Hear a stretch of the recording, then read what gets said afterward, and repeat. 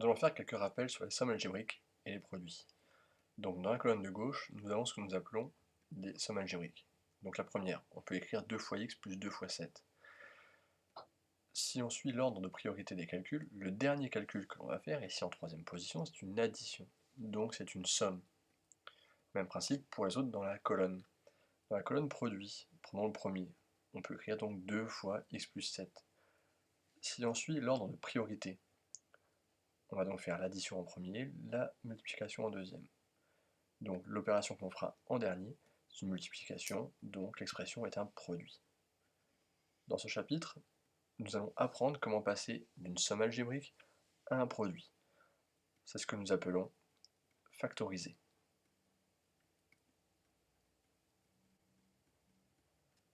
Un peu plus tard, dans l'année, nous découvrirons comment passer d'un produit à une somme algébrique. Ça, c'est ce que l'on appelle développer.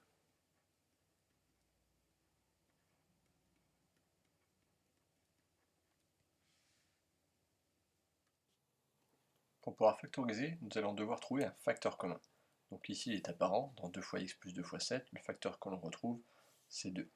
Donc on va sélectionner le 2 ainsi que le signe multiplié, que l'on va recopier en premier, ouvrir une parenthèse, et recopier ce qui n'a pas été sélectionné en lisant de la gauche vers la droite.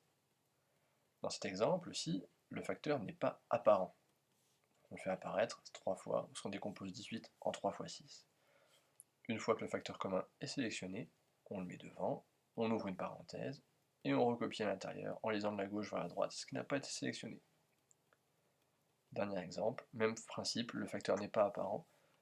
4 fois 3 égale 12, donc là cette fois-ci le facteur commun 4 apparaît, on le sélectionne, on le met devant, avec le signe multiplié, on ouvre une parenthèse et on recopie ce qui n'a pas été sélectionné. Donc entre deux parenthèses, il y a un signe multiplié, ici le facteur commun est apparent, c'est x moins 2. On le sélectionne, et donc on va le recopier devant, avec le signe multiplié, ouvrir une grande parenthèse, et recopier tout ce qui n'a pas été sélectionné en lisant de la gauche vers la droite.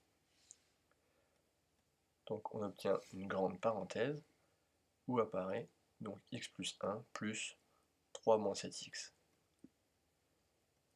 Dans la suite du calcul, on va essayer de supprimer et de simplifier le calcul, supprimer les parenthèses autour de x plus 1 et de 3 moins 7x.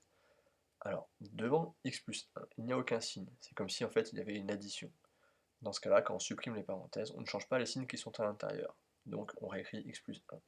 Même principe pour 3 moins 7x. Devant, il y a un signe positif, un signe d'addition. Donc on ne change pas les signes qui sont à l'intérieur de la parenthèse. Donc 3 reste plus 3, le moins 7x, moins 7x.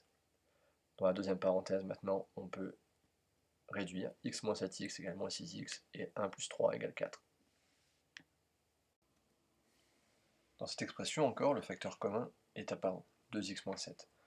On le sélectionne, on va le mettre devant, avec un signe multiplié, puis ouvrir une grande parenthèse, à l'intérieur de laquelle on va recopier ce qui n'a pas été sélectionné en lisant de la gauche vers la droite. Là encore, le principe va être le même pour la suite du calcul. Donc on va supprimer les parenthèses autour de x plus 3 et de 4 moins 3x. Donc devant x plus 3, il n'y a pas de signe, c'est comme s'il y avait une addition.